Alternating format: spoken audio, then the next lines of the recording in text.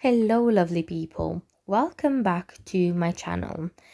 It's me, Maria, the Faceless Plant Lady. If you're new here, I'd like to say welcome, and if you are a returning viewer, welcome back. Nonetheless, please subscribe, like and share if you end up enjoying my videos. One more thing I would like to add. Thank you so much for the love you've shown in my previous uploads. It helped me a lot. It made me procrastinate and overthink less. So thank you, thank you, thank you. And with all that aside, let's get started with this video. As you can see right here, we have a orchid which is in very bad shape. She lost all her leaves and also all her roots, as you can see. So the unpotting was very fast. To be honest, this was completely my fault because this orchid was placed just behind some bigger orchids and I didn't see it. I forgot about her and she got completely bone dry and lost all its roots. Now, honestly, I do not have high hopes for this orchid purely because of its shape, but we do have two new growths, as you can see. The roots, they don't seem viable. Oh yeah, the development comes off. Yes, as you can see, the other root is dry as well. Okay, I'm not going to insist more because I do not want to break the new growth off. I just realized that I haven't told you what orchid is this. So her name is Maxillaria Tenuifolia, or better known as the coconut orchid. Its flowers, it's reddish burgundy flower, smells just like coconut. And honestly, I am upset about with myself because I really love the orchid. And I don't know how it happened, but I forgot about her. Now I placed my orchid aside to show you what I will be using today. My pair of snips, my slow release fertilizer, what I always use with my orchids.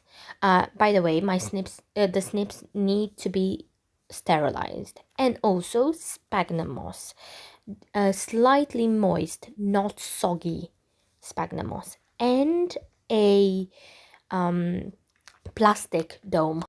Now I will be using this dome to basically help the orchid, which is very dehydrated, to keep moisture around itself because she doesn't have any roots, and to prevent water loss and dehydration further. And also I would use some bark chips. Now I'm grabbing my pair of snips and I will be cutting away every single dead root suitable. Oh, this just came off. Oh, and as you can see, there's nothing green in the rhizome, so that rhizome is basically dead. And we have another dead pseudobulb right there, so that will be cut off.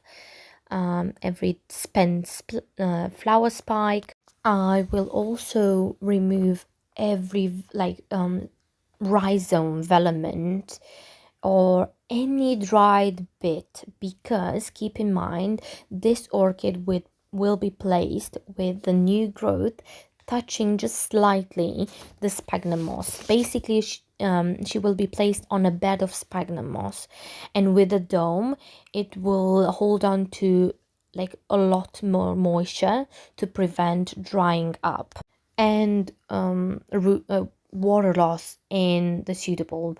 As you can see, I cut the rhizome just to see if the rhizome it's alive, but no, it's completely dry.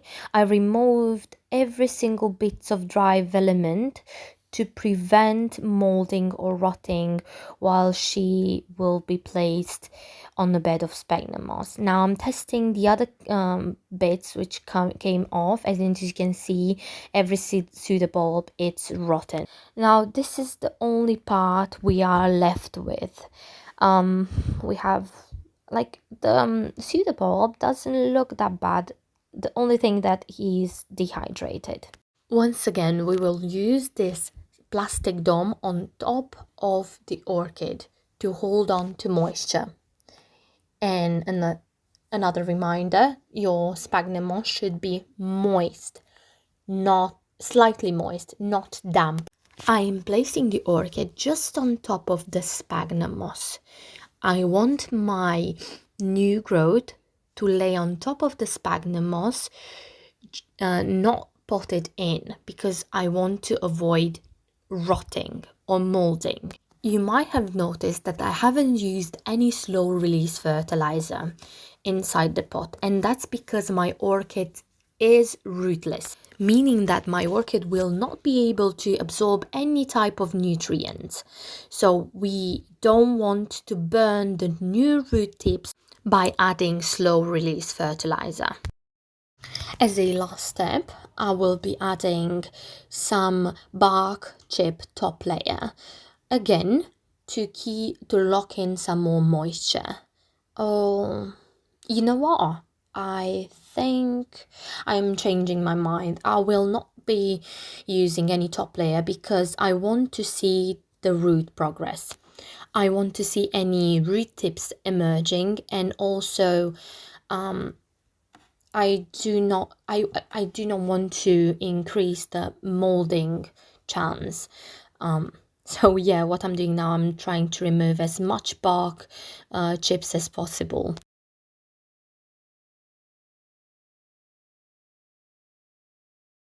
Yet again, I am removing a couple of more bits of bark.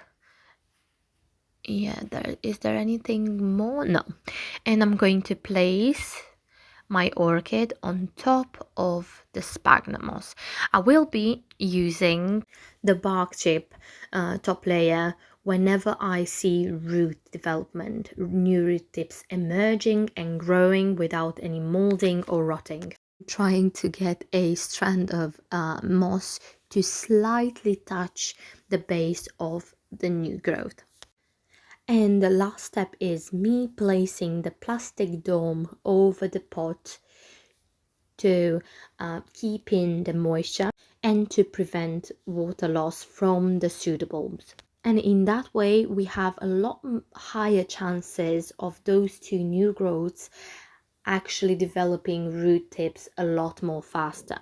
And just to recap what we did with this orchid is we assessed the orchid.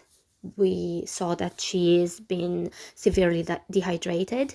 We've removed all the bits, all the dry bits that could cause rotting or any fungal disease. We placed her on a bed of sphagnum moss with a dome to keep in the humidity and to prevent water loss.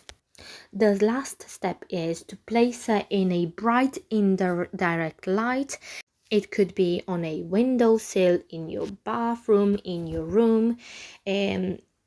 Ideally should be in a warm location to increase even more the chances of this orchid rooting out. That's it for today. I thank you all a lot for watching and staying throughout the video. It really helps me out. Once again, subscribe, give a like, a comment, share, whatever you wish, and I guess see you in the next time. Bye, lovies. Bye, guys.